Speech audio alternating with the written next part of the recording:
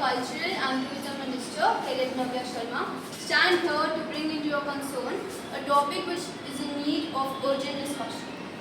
Our cultural heritage is under threat.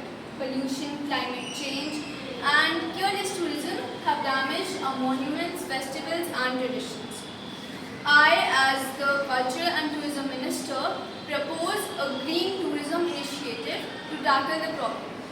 For this, we need to prioritize supporting local artisans and craftsmen by promoting handlooms, traditional art forms, homestays, and local cuisines.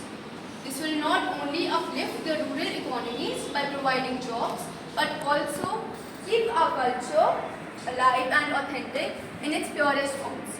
Tourism is not just travel, it is about the connection, culture, and pride. If we want the world to continue India's story, we should foremost and first protect the environment that holds it. Because without a green earth, there will be no incredible India. Thank you. I now pass on to Railway Minister Cadet Aditya. Good morning everyone, Jai Hind. I am Cadet Aradha and I am enacting the role of the Railway Minister of India, who is Ashwini Vaishnav. Now firstly, I want to say that as a Railway Minister, the Indian Railways is producing carbon footprints, but as compared to other vehicles like let's say flights or cars, we have been doing a very good job in preventing climate change.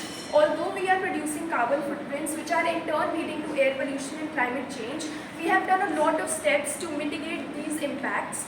Firstly, you must have all realized that on railway platforms there are a lot of waste. So we have tried to implement plastic braking machines in every railway platforms. We have also tried using electrification in our engines because diesel and coal are fossil fuels which in turn lead to air pollution. We are also trying to electrify and promote hybrid engines in our railways, and we are trying to better the impact of our railways on the climate. Now I hand over. Thank you. Jai Hind everyone, I am Khalid Bismil. So I am going to be the Minister for Communications today. Alright.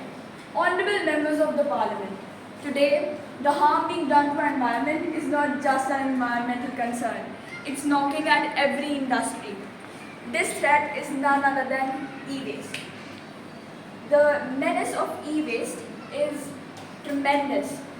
Our dead batteries, broken routers, all of them pile up, poisoning the planet. As the Minister for Communications, I see the beauty of progress, but also the cost.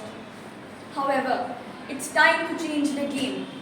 Each one of us should commit to being responsible citizens of Mother India and contribute through participating in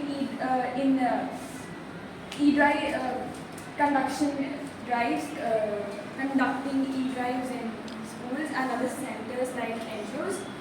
And let's all work and contribute towards a better nation. Cadet Pearl, and I'll be serving as the Education Minister.